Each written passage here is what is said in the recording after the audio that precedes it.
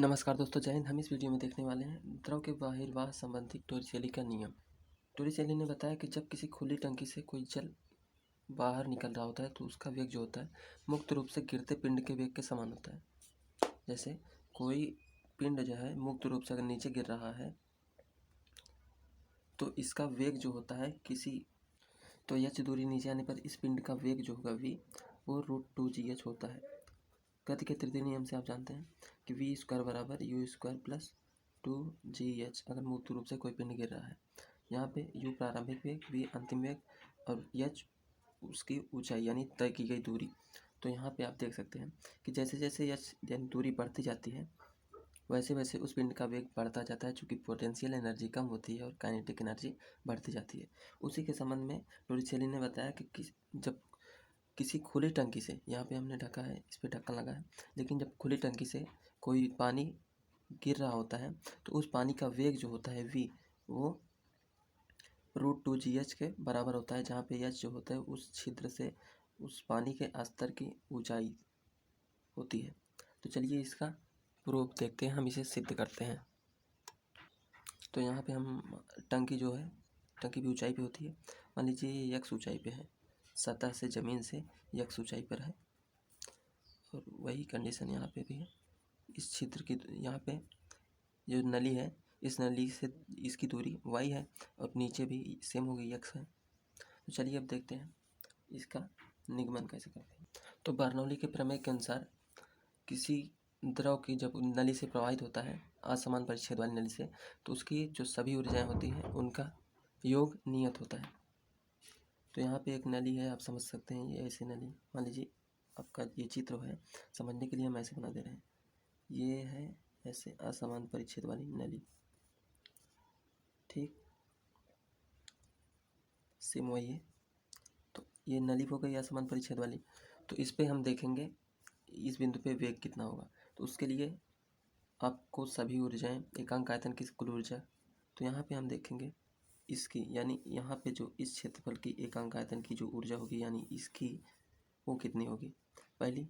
तो यहाँ पे एक प्रेशर लग रहा है, मान लीजिए जो भी वायु होगी, जो भी वायु हो या ना हो उसके कारण एक दाब लगेगा, और अगर ये खुली होती है तो उस पर वायुमंडलीय दाब लगता है, लेकिन यहाँ पे ढक्कन लगा है इसलिए यहाँ पे दाब जो है कोई दाब P है। तो यहाँ पे हम दाब P लिख देते हैं, पहला दाब। दूसरा यहाँ पे क्या होगा, तो यहाँ पे ये टंकी का दाब है, टंकी के जल पे लगने वाला वायु के कारण दाब है। और दूसरा इस जल का दाब, इस जल का दाब क्या होगा, जल का दाब गहराई बढ़ने के साथ बढ़ता जाता है।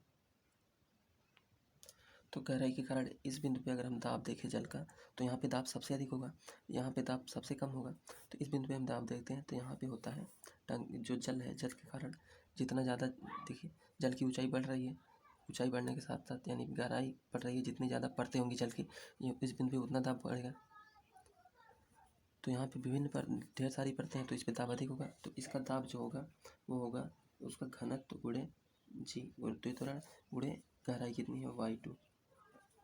साथ ही साथ हम इसमें अब टंकी कितनी ऊंचाई पे है उसके कारण इस बिंदु पे हमें दाब निकालना है। इस बिंदु पे दाब क्या होगा, इस बिंदु पे ऊंचाई के कारण स्थितिज ऊर्जा जो होगी वो होगी x ऊंचाई पे है, तो यहाँ पे होगी ρgx।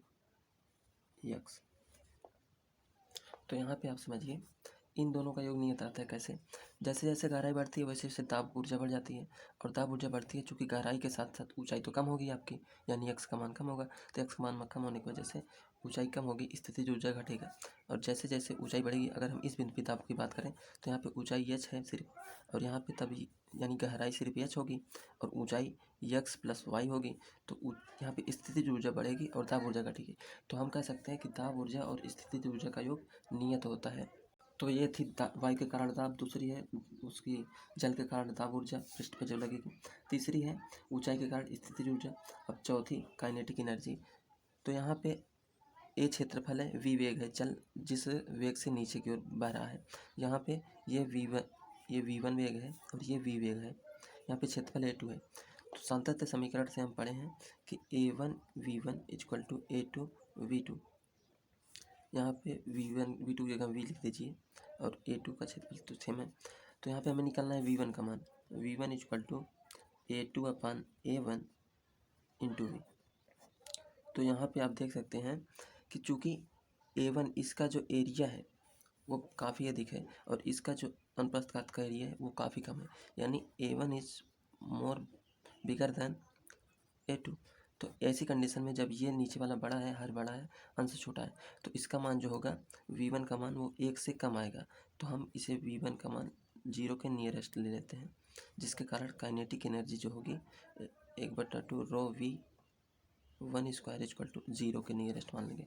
तो यहाँ पे हम 0 लिख देते हैं इसे। अब ये बराबर किसके होगी? बर्नौली के प्रमेय के अनुसार प्रत्येक परिच्छेद के एकांक आयतन की कुल ऊर्जा नियत होती है। अब इस बिंदु पे अगर हम दाब निकालें, इस नली पे कुल ऊर्जाएं जो होंगी वो इसकी कुल ऊर्जाएं के इक्वल होंगी।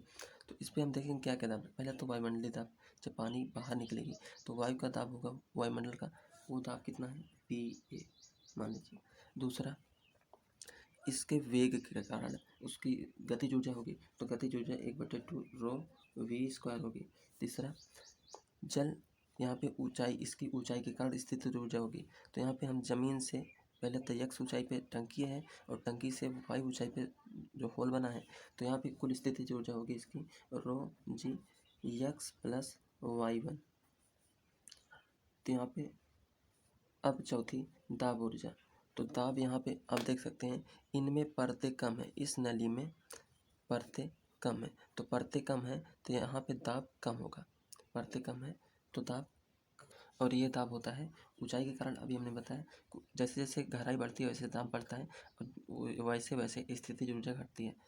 तो यहाँ पे इसकी स्थितिज ऊर्जा इससे अधिक है तो इसकी दाब ऊर्जा इससे कम होगी। चूँकि नली पतली है, पतली होने के कारण कम परतें आएंगी इसमें, कम परतें होने के कारण मान लीजिए अगर ये नली है आपकी और ये यक्स इसकी मोटाई है, चौड़ाई है, तो इसके कारण इसमें जो परतें होंगी उनका रो G यक्स ये दाब ऊर्जा होगी। तो चूँकि यक्स का मान इसकी चौड़ाई से बहुत कम होगा, इसलिए इसे भी लगभग 0 के बराबर मान लेते हैं। तो यहाँ पे 0 लिख देते हैं। अब चलिए दोनों पक्षों को बराबर करके करते हैं। यहाँ पे P plus rho G y2 plus rho G x equal to PA plus 1/2 rho V square plus rho G x plus y1। अब चूँकि हमें वेग निकालना है तो हम इसके इस साइड की सारी राशि को उधर ले जाएंगे, तो P माइनस PA होगा और यहाँ पे प्लस रो G y2 ये इधर आएगा, प्लस यहाँ पे रो G x है और minus rho G x minus rho G y2 equal to आपका 1/2 रो V स्क्वायर, इतना हुआ। अब यहाँ पे P minus PA plus rho g x minus rho g x दोनों कैंसिल हो जाएंगे। यहाँ पे रो जी, यहाँ पे भी रो जी दोनों कॉमन ले लीजिए, रो जी कॉमन होगा y2 माइनस y1 आएगा equal to 1/2 rho V square. अब यहाँ पे इस दोनों को भी पक्षांतर करेंगे, P माइनस A, यहाँ पे y2 माइनस y1 को हमने यहाँ पे यच लिखी, y2 ये पूरी ऊंचाई है, ये y1, तो यहाँ पे इन दोनों का अंतर यच होगा, तो हम लिखेंगे रो जी एच इक्वल टू, अब ये 2 इधर आएगा तो इधर होगा गुणे में हो जाएगा और यहाँ पे 2 गुणे में और यहाँ पे रो भाग में हो जाएगा और V स्क्वायर के इक्वल हो जाएगा। स्क्वायर जब इधर लाएंगे तो ये रूट में चला जाएगा, अंडर रूट, यहाँ पे स्क्वायर हटा दीजिए। तो ये होती है किसी पिंड का वेग। अभी देखिए हमारा पूरा नहीं हुआ, 2P माइनस PA अपान रो प्लस रो GH अपान रो, तो रो से रो कैंसिल हो जाएगा, अंडर रूट, तो V का मान इतना आ जाता है। अब देखिए यहाँ पे ये क्या है, P इस टंकी में जो है वायु का दाब है। अगर टंकी का ऊपरी सिरा खुला हो तो यहाँ पे वायु दाब वायुमंडलीय दाब के इक्वल होगा, यानी P इक्वल टू PA जब टंकी खुली हो, ऊपरी सिरा उसका खुला हो, तो तब ऐसी P इक्वल टू PA, तो यहाँ पे ये दोनों कैंसिल हो जाएंगे और इसका मान 0 आ जाएगा। बचेगा कितना आपका GH, यहाँ पे 2 का गुणा है, 2 का गुणा कर दीजिए, तो अब हो जाएगा 0 प्लस 2GH अंडर रूट में, ये होगा आपका वेग। तो यही हमें निकालना भी था।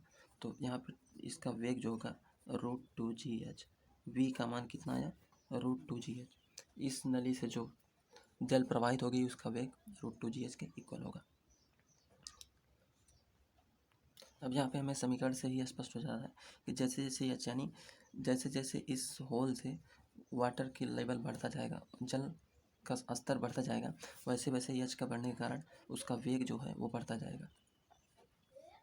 यहाँ पे मैटर ये नहीं करता कि टंकी कितनी ऊंचाई पर रखी है, वेग उसका उतना ही अधिक होगा जितना अधिक ऊंचाई स्तर तक जल भरा होगा। तो फिर टंकियों को ऊंचाई पे क्यों रखा जाता है?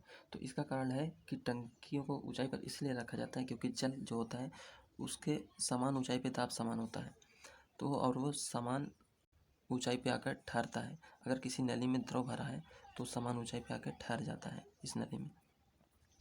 अगर हमें दीवार में इस ऊंचाई पे पानी को लाना है तो हम यानी टंकी को और ऊपर ले जाते हैं ताकि जल जो है यहाँ पे नीचे आ सके। क्योंकि अगर टंकी को नीचे कर देंगे, नीचे करने से अगर जहाँ पे हमें पानी निकालना है उसकी ऊंचाई अधिक है, तो ऐसे में जल जो होता है समान ऊंचाई पे ठहरता है उसका स्तर, तो टोटी से पानी नहीं आएगा। यही कारण है कि टंकियों को ऊंचाई पे रखा जाता है।